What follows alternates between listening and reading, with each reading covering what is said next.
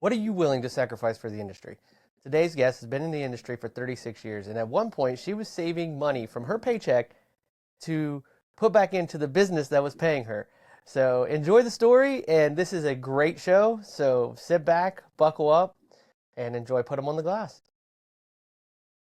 Thank you for listening to today's show.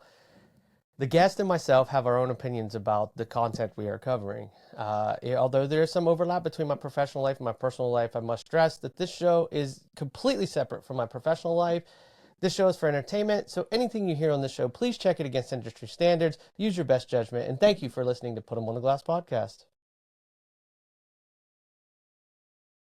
Hey, everyone, this is James, the Ghost Set Killer, and this is Put 'em on the Glass podcast. Yo, we got a awesome guest today. A leader in the industry, and she's helping bring all this globalization of auto glass together.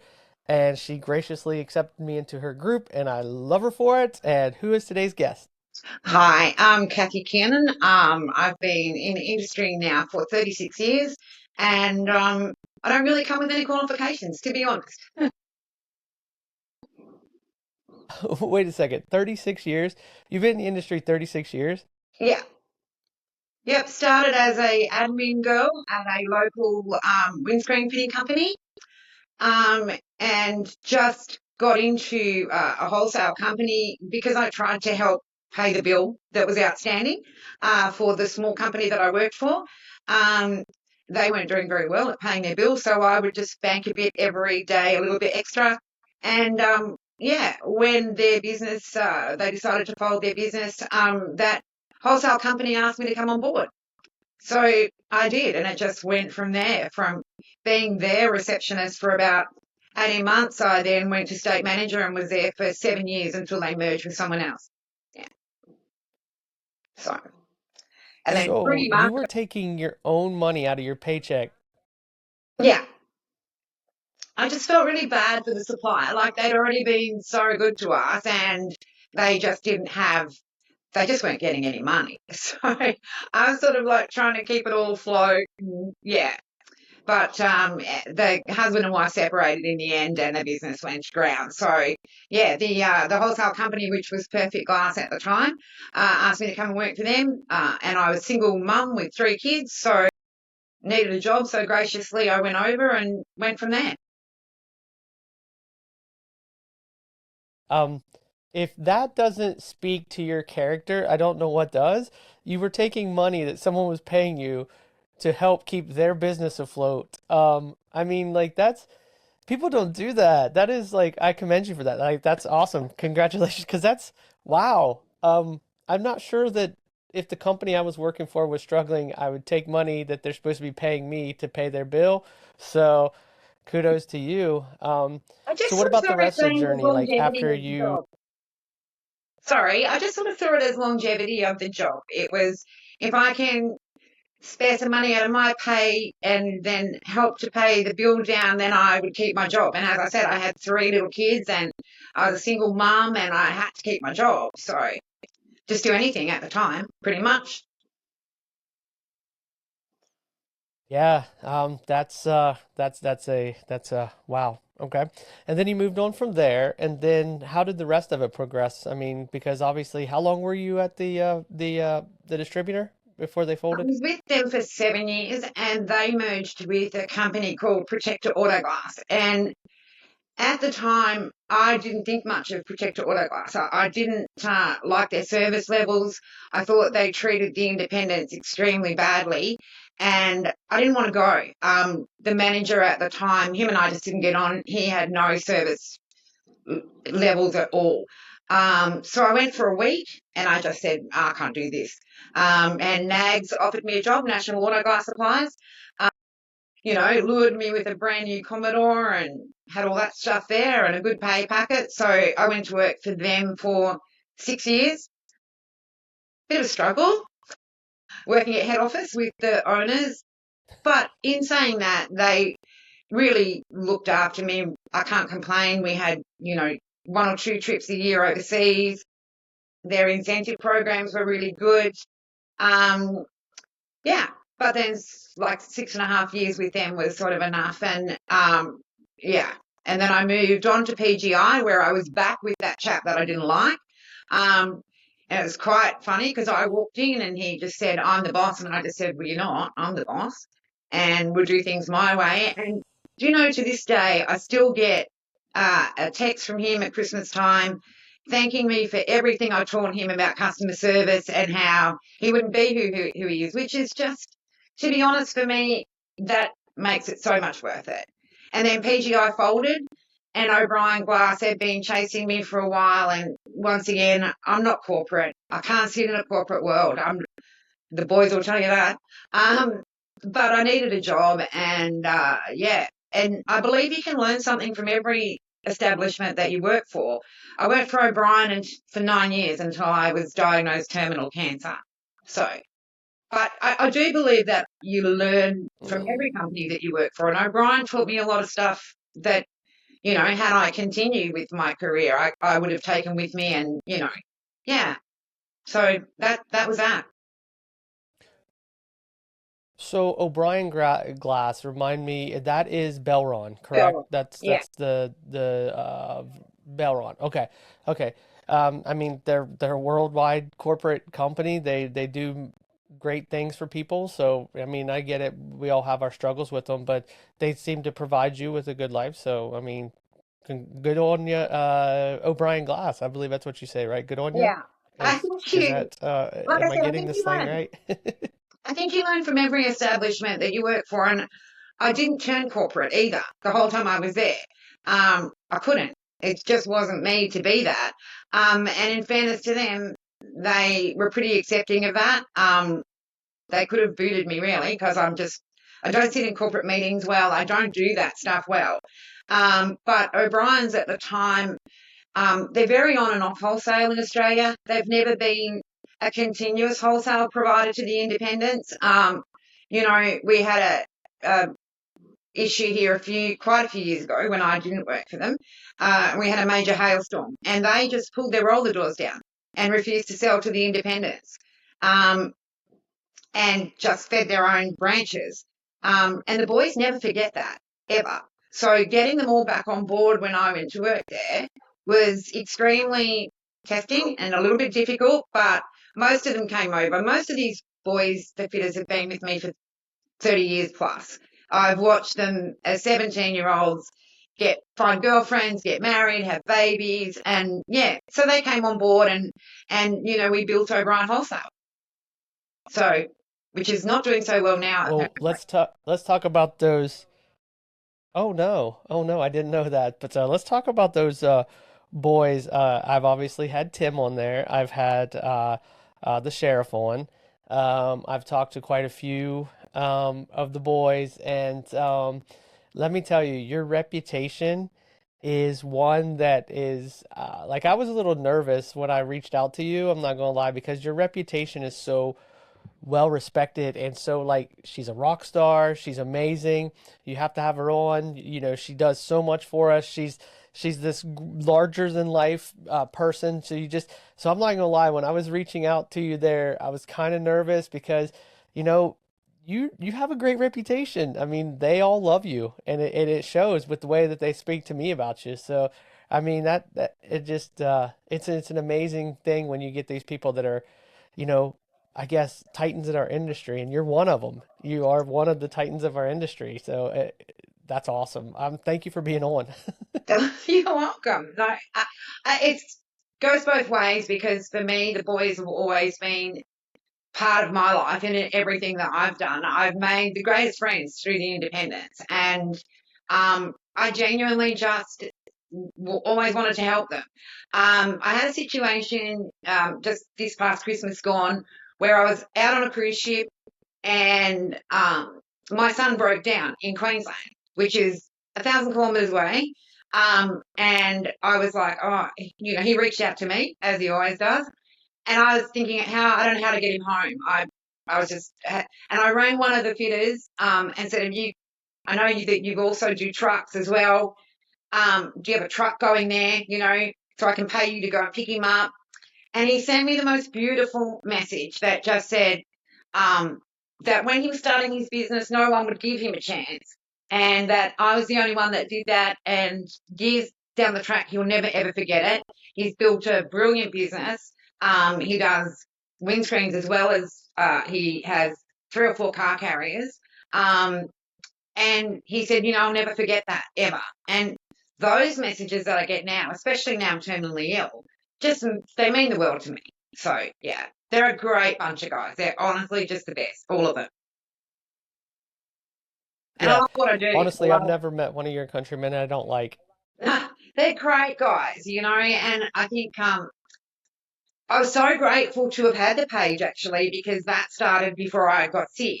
Um, and I think had I not had that, excuse me, I wouldn't have had anything else to sort of keep me in the industry. So that's kept me, keeps me in the industry. And even though I'm, chemo and had the transplant and done all that sort of stuff, it's nice to be able to just still have your hand in, still talk to the boys, still be able to do a little bit for the guys. And we're still working on something at the moment.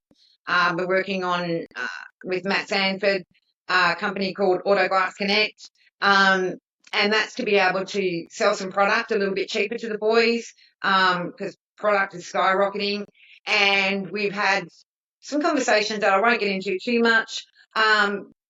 So going forward, we hope to be able to give these guys a little bit of work. So yeah, it's nice to be able to still do it. Okay, so the page is the Australian Auto Glazers. Is that correct? That's Is correct. that Yep, the name yep, of the page? yep. Okay. All right. So, what was the inspiration behind the page? Because it is what when I first got back on Facebook, because I wasn't on social media, and then I got onto Facebook, and then I got into Autoglass Tech Talk. I found the Australian group shortly after. So what was the inspiration behind the page? Like, why did you do it?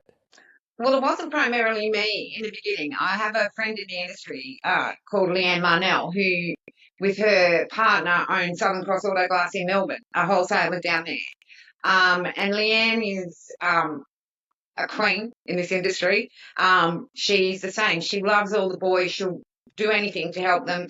So she actually split with her partner and was out of the industry very quickly, obviously, because of that. And she was speaking to me about the page, and she started the page and then invited me on board to be admin with her. And yeah, it was more just, I guess, at the time for her wanting to keep her hand in the industry again, being shoved out pretty quickly and leaving everything that she loved behind. And she wanted to be able to keep her hand in the industry. And so she started that. And then in turn, it's done the same for me. I was literally shoved out. Well, not shoved out, but, when I was diagnosed, it was a Wednesday and I never went back to work. I couldn't go and say goodbye to anybody, didn't get to see the boys. There was no fanfare, no chocolate cake. It was just I couldn't walk, and I just excuse me, I couldn't go back to work. So what something she started to keep her in the industry has done the same for me. It's kept me in touch with the boys and in the industry. Yeah. And it's also been a platform for many of us, myself included. You guys always approve my podcast. You always approve when I post something. There's never been any kind of like, oh no, no, you're American, get out of here. It's like it's so cohesive between us that I do appreciate you for having the page, and it's led to guests. It's led to me speaking to you. It's speaking to people at a conference last week I was at for my work that is from Australia. They own companies there. We're going to be talking to them hopefully shortly. So the page is, and it just keeps growing. It keeps growing. It keeps growing. And I've put the call out there a little bit, and I'll do it again on this. We need to get an Australian Auto Glazers podcast going. Yeah, that'd be great. Whether it needs to be, if it can come through, yes, come through my platform, or I can walk someone through setting things up, or if anybody wants to host one and just release it on my platform, let me know. I'll be more than happy to sit here, hit record, and then hit end when you're done, and then put it out for you, because I want to see. There's so much knowledge in this industry to be spread to help everybody out, that I do believe that I think that that would be a great show. I really Yeah. do. So I hopefully somebody listening to this will be like, yeah, let's do that.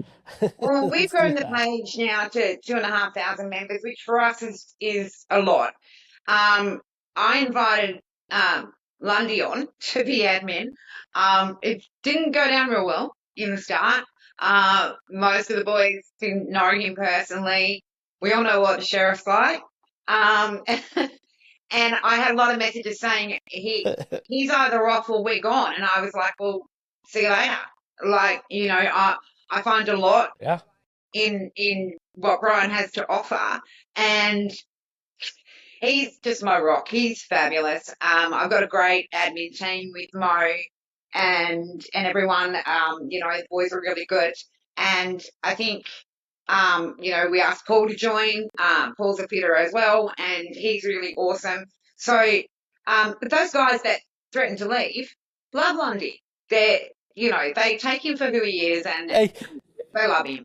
But we look at you guys, all of our how can you employees, not love especially Lundy? you guys.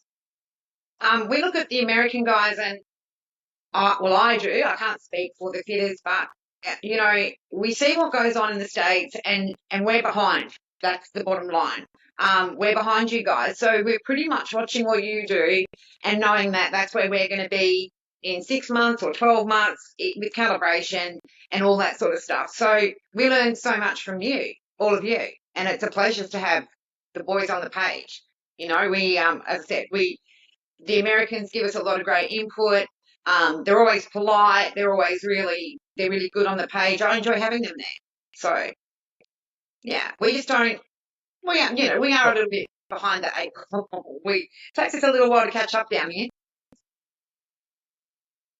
well, also what I'm with doing with interviewing a lot of people in different parts of the world, um, we're all kind of just right there together, but we're just a little bit different. That there will be a huge merging of information to where everybody will be on the same page, everybody will be on the same footing, everybody will be, and then that just brings all the citizens that depend on us safety. It makes everybody safer. Everybody's, driving vehicles that are designed the way to be crashed if they are crashed the way they're designed to crash and withstand excuse me, withstand what we what they're supposed to do. So I believe everybody's just right there, and I think it's happening. We have the right people talking to each other. The right people are making these meshing going on. But to get back to Lundy just real quick, that I cannot believe anybody be like, oh, if Lundy's that dude is amazing. Like that he I've only spoken to him like two or three times, and every time it's been such a pleasure. He is, and it's out of nowhere. Every now and then I'll get a message from him like, "Hey, good, you're doing great.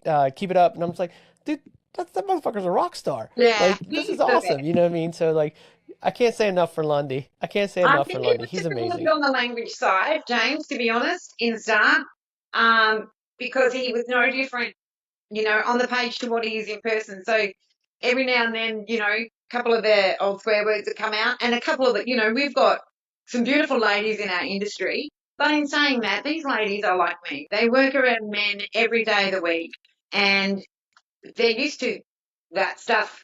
I just let that stuff go over my head. Actually, I'm probably in with the best when it comes to swear words. So, but I think we all work with boys that are like that. So, and like I said, he's just been amazing, and worked in a company himself, and then stepped out and did his own thing. And kudos to him. He's doing amazing, and it's really good. He's a great guy, really great guy. Yeah, he showed me some of the custom things he's done over the years, and he's an artist. He truly is an artist. He's a great technician. Yeah, he's showed me some of the stuff, and I'm just like, that's primo work right there. Right there is care for your craft, and the trade of auto glass is better off for having him in it. That's for sure. 100%. And when you run things He's so amazing. differently, even in Australia, we have licensing in New South Wales, but we don't have licensing in Queensland, and we have a license card in WA, but that's not the same license that they get in New South Wales. You know, ev Australia's just right now, it's just a ball of oh, everything's so different between states. It's a bit crazy. We had a a group of the top people in Australia, Instant and O'Brien and Sicker and those sorts of people will come together and start the AGA. And then invite the independents to come on board as members. And we have 3 or 4 representing us at those meetings, at the AGA meetings. But look, I think they're trying to head for the right thing, but for me right now, they sort of concentrate on stuff that isn't integral to what we need them to concentrate on. I think they would probably grow their membership more if, it's very hard for me to say. They've got a big job ahead of them. They're the safety council sort of thing. They're trying to make things better and as well. And I know it's hard, but yeah, they'd like to grow the AGA membership, but they're probably not giving the boys at the moment the information that they need to want to join. So, and then we've sort of switched in Australia as well from urethane being 80% of what the boys were using, 90% of what the boys were using, now to polymer taking the lead. And I would say polymer at the moment is probably 60 to 70% of the Australian market. The boys are using polymer, not urethane. So it's a bit Mm. all over the place. And then we look at you guys and you don't use polymer at all over there. No, no, because of our federal motor vehicle safety standards, we have to, and polymer and urethane don't actually adhere to each other. So for us, because the federal motor vehicle safety standards dictate what we need, what we're supposed to use, then we have to we have to use that to make sure that we meet the standards. But with the Auto Glass Safety Council, we face the same thing that you are facing with trying to get more members, trying to grow, trying to because the message that a lot of the shops around here get is like, what do I get for my money? What do I get for this? And the message of, the protection and, the certifications and like that message sometimes gets lost. So if I can give them any kind of words of encouragement, don't give up. It's a hard fight. You're in for the long haul. I do hope that maybe the polymer urethane will honestly, I would like to see that it kind of goes to urethane just because that way we can all be on a universal platform and we all can share information between each other. Because if I'm speaking to someone who uses polymer, I'm not sure of the PSIs, I'm not sure of the crash ratings, I'm not sure of how it actually, the toolability, the gunability. So, like, I can't even give any advice on anything like that. But when it comes to urethane, I can give advice on that. So I would like to see a uniform come from that, and maybe the AGA can do that.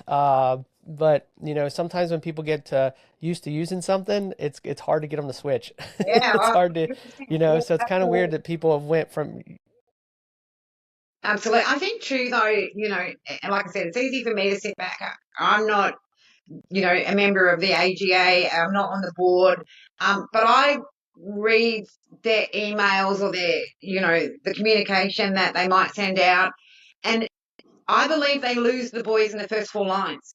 I've always been one that says, if you can talk on their level and get them interested, you've got a bigger chance of holding their attention. Whereas these guys are down to earth, they're hands-on guys, and if they're reading some communication that starts off to be quite, um, you know, it's not their lingo, is what I'm saying. And they'll start to sort of read it and they'll be like, oh, I can't be bothered. And if you don't grasp that in the first 4 lines, you've lost them. And, I'd like to see the AGA grow because I believe that at the end of the day, they've brought the trade show to Australia. We never had a trade show. And we've been having the trade shows brought to us by the AGA. They are really trying, but I think it's just at the moment we're got two different levels of people. We've got the corporate with the AGA, and then we've got the boys. So, Mhm. Well, the one thing with the Auto Glass Safety Council, our standard was the one thing that I wasn't there in the early days. I mean, I've been in the industry for 23 years, but in the early days when everything was coming together, I wasn't involved like I am now. But the main thing that they tried to focus on was make it understandable and language everybody uses across the board to where anybody can pick it up and get and understand what it's saying and also be like, okay, yeah, I understand. I get that. I understand why it's like that. I understand why it's like that. So maybe maybe that's something they need to work on. So if anybody from the AGA is listening, I mean, take this advice. I mean, it's something you need to work on, because if everybody can get behind the same push, you're going to make more movement than with two separate sides pushing against each other, kind of thing. So Yeah, maybe, 100%. And I then mean, look, if the you're guys listening, really enjoy the trade show and stuff that they go to, and they meet members of the AGA. But like I said, if you're putting out some communication and it's very corporate, and you lose these hands-on guys in the first four lines, you just might as well forget it. And I think that's something, like I said, with me going to work for O'Brien, that I was always going to struggle with, was stepping into that corporate boardroom. And I guess I was lucky that the directors at the time, I'd known Nick Street, for example, he's one of the directors. I'd known him for some time before I came on board. So he pretty much knew what I was. And, and he accepted me that way and allowed me to remain that way. So that was good. yeah. Well, AGA, if you're listening, like I said, branch that little bit of a gap you have and get the members on board, because the trade shows are great. We have one here, Auto Glass Week, which I love. I love it. I try to do as much as I can for it. I'm glad you guys have a trade show, that you're, because keep the interest and keep the passion. Because I feel like if you're not doing different things for the industry, maybe the passion for the industry will die a little bit, and it's just like I'm doing a job. I'm not a craftsman. So those trade shows matter to the technicians, because they're like, oh yeah, like let's go see the new things. Let's go. And it keeps that passion burning, so where they become even better and more professional at what they're doing. So yeah, the Absolutely. trade shows are I great. I 100% can't. agree with you, James. Yeah, exactly. You see that, it gets a really good turnout, considering that the boys have got to come from all over Australia. And it's similar to the guys coming to your trade show. I mean, obviously, what you hold over there is a lot bigger than what we have, and ours is just a 1 day turnout. But we have the best tools on display and all that sort of stuff, and new stuff that the guys haven't seen. And we have Osmold over here, who are one of our biggest, if not our biggest, tool distributor and mold distributor. And that was a family-run business by the two Micks, and they offer a great service, and he's always up to date with the latest tools. He has a great relationship with all the fitters in Australia and vice versa. And so he always makes sure he has the latest stuff at the trade show, and does demonstrations, which Tim Rowe does some demos for him at the trade show. So yeah, it's good. It's good, and it's nice to see the boys be excited about Yeah, their new bits and pieces. It's like a girl with a pair of shoes. Same thing, I guess. I'm I'm telling you, like as a tool guy, some of the greatest things about Auto Glass Week is talking to the new tool distributors, and but I'm a little bit privileged. I'm very good friends with Drift Chris Grafe of Texas Glass Tools here in the States, and so I don't get like inside knowledge, but like I get like first sneak peek at tools sometimes, like as he's releasing them or whatever, and he's always good about keeping me in the loop, like, hey man, this new thing, I can't tell you about it yet, but it's coming. And then when it comes out, he's like, see, that's what I was telling you about. And it's like, oh, like trying to get my hands on it and everything. Cause yeah, so I'm lucky, I'm more privileged, but yeah, I get it. That's the great, like, and it just keeps that spark alive for the industry and for becoming a better technician. So Oh, I'm you should glad have you seen guys the have a boys in show and Australia days hopefully it when the Rammer grows. Jammers came out. When the Rammer Jammers came out, and I don't know, maybe it was Lundy that had them first. I'm not even sure who had them first, but um, and got them in from the States or brought them back with him maybe when he went over there. It was, yeah, like a lady with a new pair of shoes. The guys couldn't get enough of them. Everybody wanted them, and obviously they couldn't keep up supply. But that was a great tool for the guys. They loved it. So, I remember years ago, the boys used to stand back, and the independents, will, I don't know if they'll deny it or not, but years ago they used to stand back and look at the Belron boys using their lifting tools and be like, oh, look at them, like you've got to use these lifting tools and that's crap. And, we're all hands on. And now they're all, yeah, they're all using them. And, it's something that Uh-huh. keeps them out and hopefully keeps their shoulders and their backs in track for a little bit longer. So, yeah, it's the way to go. Yeah, longevity.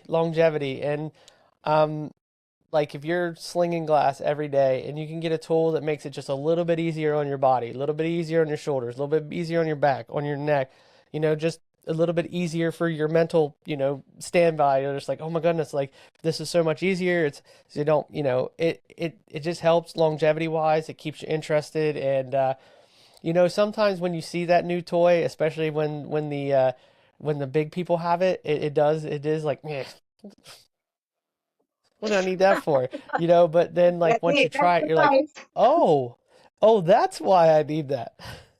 That's exactly how it was. And I think, as I said, I believe that you can learn something from pretty much everybody. And I believe that, Belron O'Brien in Australia has had some good tools, and they do some things well and they do some things not so well. And the independents do some things that are fabulous, and then they probably do some things that aren't so fabulous. So, one thing about the page that I've been extremely grateful for and that I've noticed is we had a super divide, 10, 15 years ago between the Belron guys and the independents. And nobody liked anybody. The independents didn't like the O'Brien's boys and vice versa. And I watch on the page where they all come together and the independents will jump in and help the O'Brien's boys out, answer a question. They don't treat them any differently and vice versa. The OB's boys come on, the fitters, and they help. So I've noticed a really good connect between those guys now. There's not that divide like there was before, which is really, really good. Because at the end of the day, they're all in it for the Yes, same thing. They're all doing the same job. They all want the same result. And what the hierarchy do either side shouldn't matter. It's about them being able to help each other out. And I think that it's pretty evident on the page that 90% of that is what our page is about. it is. I can see it from where I'm at, and you're right. There shouldn't be this like the corporate part of it and the offices can fight it out, but when it comes to technician to technician and helping each other out, you're just making each other better, and you're making the industry better, and you're making the customer safer. So that I agree with your page. There's a lot more cohesiveness with your page than what some of the pages we have here in the States. Um, but yeah, I agree. Your page is definitely good for that. Very good for that whole cohesive, So, but I promised I wouldn't keep you very long because I know you've got everything you got going on, your busy day and everything. I just appreciate your time. It will. Um, so where do you think in the next 6 months, you said we got that little 6 month gap. In the next 6 months, do you see our two sides merging? Do you see the tools, the tools becoming more readily available in Australia? Do you see them using more of a certain product than another? So what is your future predicting for the in the next 6 months? I do think that we will learn more and get more tools, start using more of what you guys are using to help these guys out. Like I said, I think we follow the the page, what you guys do over there, and the boys learn a lot from that, and then they want those tools. So the problem that we have over here, though, what I'd like to see in the next 6 months, but I can't see it, is you're obviously lucky enough to have a lot of suppliers over there. Unfortunately, we don't. We have National Auto Glass Supplies, we have O'Brien to a degree, and then we have a smaller guy that has a shop in Melbourne and a shop in Sydney. It's an extreme struggle here for glass. So, I think going forward, it's learning about calibration more than what they already do. And once again, they pick up a lot of tips and hints from the guys over there. And obviously the tools, but my fingers are crossed for another supplier to help these guys out, to give them a bit of Uh, choice. And, it's very hard when NAS uh, is the major supplier and 80% of the Australian market, 85% of the Australian market buy from NAS. So really they have total control over the independents. They can price up, price down, nil stock, not deliver, deliver. They can pretty much do what they want. Charge a dumping fee, charge a restocking fee, charge to use the toilet. They have it their own way right now. It's really hard for the boys, and I feel really bad for them. Okay, so we need to get some suppliers to Australia. So because I know you had an Australian supplier just open in the States, is Nielsen and Mueller. I guess they're not anymore in Australia, but we've had a couple of Jane, them yeah, pop up across the states here. So we need to get we need to get some of our suppliers over there to you. We need to get a Pilkington. We need to get a PGW or somebody over to Australia to try to help equalize that market because when one person has that much of a stronghold, you're right, charge what they want. Just price gouge. Also treat the customers like crap, because there's no competition. Like, well, where else you going to get it? Where else you going to get it? that's right. So I've actually yeah, been talking to let's Dane. in the next 6 months. Yeah, I've been in contact with Dane pretty much.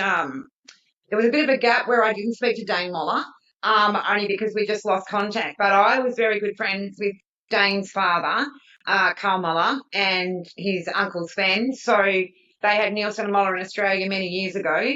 And unfortunately, both Carl and Sven have passed on, and Dane has taken up the banner. And as you said, he's opening up a few shops over there. So, but Dane and I have been friends for a long time and been in contact and kept in contact.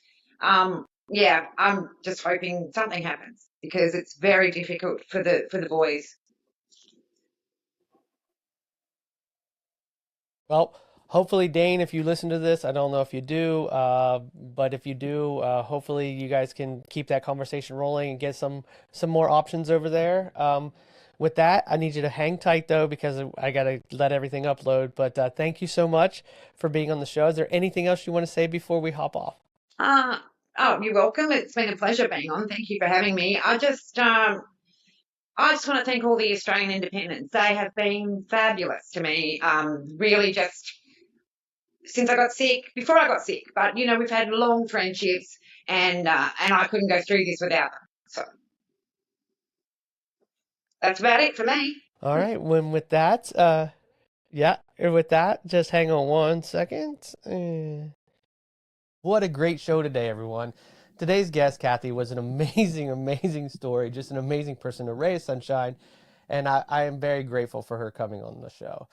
Just like always, I'm going to wrap this show up by telling you how you could support the show the best way, which is like, subscribe, share, tell a friend about it, tell someone about it. But the main thing you could do is believe in yourself and lift yourself up to be a higher level professional than you were yesterday.